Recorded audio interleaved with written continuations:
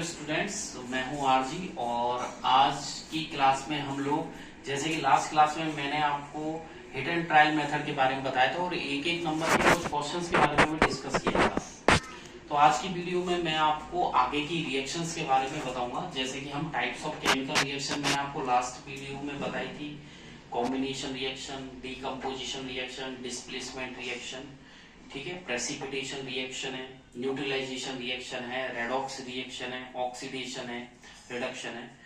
तो आज की वीडियो की हम शुरुआत करते हैं, ठीक है। और सबसे पहले हम रिएक्शन में लेते हैं कॉम्बिनेशन रिएक्शन। कौन सी लेते हैं? Combination reaction.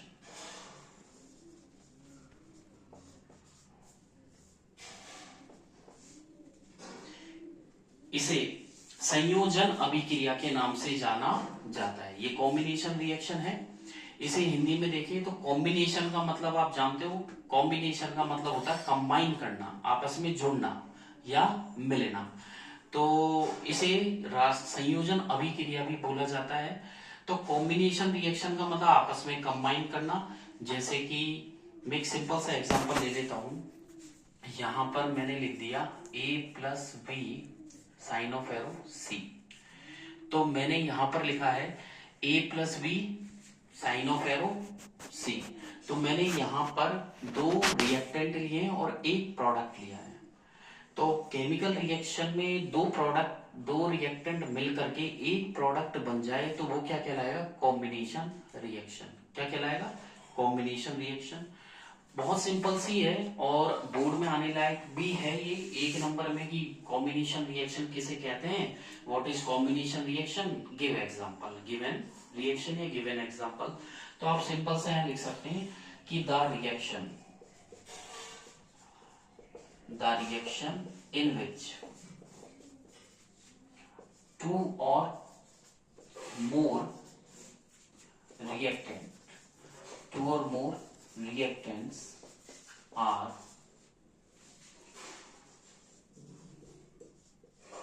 combined to each other.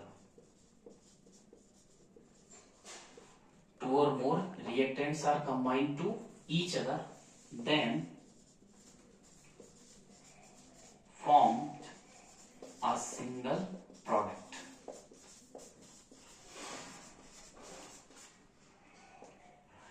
The reaction in which two or more reactants are combined to each other then formed a single product is called combination reaction. आगे लिख सकते हैं this reaction is called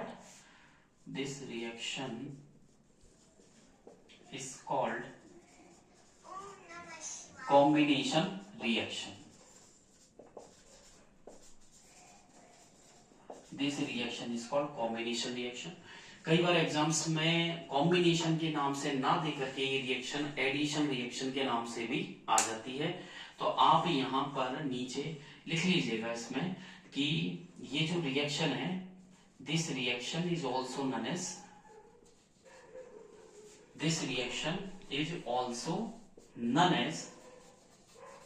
addition reaction. इस reaction को addition reaction के नाम से भी जाना जाता है, संयोजन अभिक्रिया से बोला जाता है। एक सिंपल सा एग्जांपल के तौर पे आपको मैंने समझा ही दिया था कि A plus B sign of arrow C। तो दो के मिलने से एक हो जाए या दो रिएक्टेंट के मिलने से एक प्रोडक्ट बने, सिंगल प्रोडक्ट, तो उसे कॉम्बिनेशन रिएक्शन बोला जाएगा। तो यहाँ पर एग्जाम्पल में हम लोग लिख सकते हैं, एग्जाम्पल में आप कोई सा भी ले लो, सिंपल सा एग्जाम्पल ले बिल्कुल। तो कार्बन को यदि हम जलाएं ऑक्सीजन की हेल्प से तो बनेगा CO2। तो मैंने यहाँ लिखा है C प्लस O2 CO2। जैसा कि कार्बन यहाँ सॉलिड, फिजिकल स्टेट जरूर बता दीजिएगा किसी भी पदार्थ की, एलिमेंट की फिजिकल स्टेट को शो जरूर कीजिएगा। यहाँ पर सॉलिड है, यहाँ पर मैंने गैस के लिए सिंबल लिया है यहाँ पर G, और यहाँ पर मैं ले लेता हूँ, यहाँ पर ये CO2 गैस होती है। तो यहाँ पर देखिए कार्बन एंड ऑक्सीजन रिएक्टेंट है, तो C प्लस O2, यहाँ पर दो रिएक्टेंट्स है और एक प्रोडक्ट है। तो दो रिएक्टेंट के मिलने से सिंगल प्रोडक्ट बने तो वो कौन सी रिएक्शन कहलाएगी? बोलो, कॉम्बिनेशन रिएक्शन कहलाएगी। और एक और एग्जांपल, वैसे तो बोर्ड के हिसाब से देखा जाए तो सिंगल ही रिएक्शन का एग्जांपल पूछा जाता है, बट यहाँ पर आप 2 दे सकते हैं, रिस्क बिल्कुल नहीं लेनी है। एक की जगह यहाँ पर 2 रिएक्शंस आप याद जरूर कीजिएगा। तो दूसरी रिएक्शन कोई सी भी दे सकते हैं, N2 प्लस 3H2 साइनोफेरो 2NH3, यानी कि नाइट्रोजन प्लस हाइड्रोजन वही 2 रिएक्टेंट है, एक प्रोडक्ट बना है सिंगल। तो नाइट्रोजन और हाइड्रोजन को कंबाइन कर दिया जाए तो क्या बनेगा, अमोनिया। ये गैस है, ये नाइट्रोजन भी गैस है, यहाँ पर ये हाइड्रोजन भी गैस है, और यहाँ पर ये जो अमोनिया है ये भी गैस है। नाम जरूर लिख दीजिएगा, ऊपर भी इसमें आप नाम लिख दीजिएगा, कार्बन इसके नीचे, ये ऑक्सीजन है आपके, और ये है आपके कार्बन डाइऑक्साइड, ठीक है। और यहाँ पर ये नाइट्रोजन है, ठीक है, इसके नीचे हाइड्रोजन लिख दीजिएगा, हाइड्रोजन, और यहाँ पर ये अमोनिया, ठीक है। ये आपके कॉम्बिनेशन रिएक्शन होती है। नेक्स्ट रिएक्शन पे बढ़े हम, तो नेक्स्ट रिएक्शन है आपके डीकम्पोजिशन रिएक्शन। तो जस्ट यही एग्जांपल उसमें काम कर देंगे, ऐसा भी नहीं है कि सर हमें अलग से कोई एग्जांपल याद करने होंगे, नहीं, अलग से करने की जरूरत नहीं है। आपको यदि कॉम्बिनेशन के एग्जांपल प्रॉपर याद है तो आप लोग उसे डीकम्पोजिशन रिएक्शन में आप लिख सकते हैं। तो नेक्स्ट आते हैं हम लोग डीकम्पोजिशन रिएक्शन। डीकम्पोजिशन रिएक्शन, तो जैसे कि अभी कॉम्बिनेशन रिएक्शन पढ़ी थी कि 2 रिएक्टेंट से मिलकर एक सिंगल प्रोडक्ट बनाया था, तो उसे कॉम्बिनेशन रिएक्शन बोलते हैं। यहाँ पर जस्ट उल्टा है, यहाँ पर एक रिएक्टेंट से 2 प्रोडक्ट बनाने, वहां पर मैंने आपको बताया था A plus V equal to C, यहाँ पर आपको सिंगल प्रोडक्ट से, ठीक है, जैसे मैंने लिख दिया यहाँ ए बी, और यहाँ से आपको बताना है A प्लस वी। तो मतलब एक रिएक्टेंट से 2 प्रोडक्ट यहाँ पर करने, यहाँ पर आप सी बी कर सकते हैं या ए बी मान लें, ठीक है। 2 से 1 बना तो कॉम्बिनेशन, और 1 से 2 हो गए तो उसका अपोजिट हो गया। तो दिस रिएक्शन, ये जो रिएक्शन है ये कॉम्बिनेशन रिएक्शन की अपोजिट रिएक्शन है। किसकी अपोजिट रिएक्शन है, कॉम्बिनेशन रिएक्शन की। तो इसमें आप लिख सकते हैं, वहां पर आपने क्या था, वहां पर था the reaction in which 2 or more reactants are combined to each other then form single product।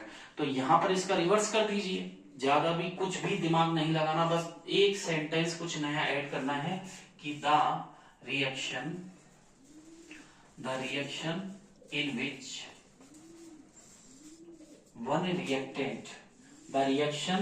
in which one reactant is broken down लिख सकते हैं, या डीएसोशिएट भी यहां पर लिख सकते हैं,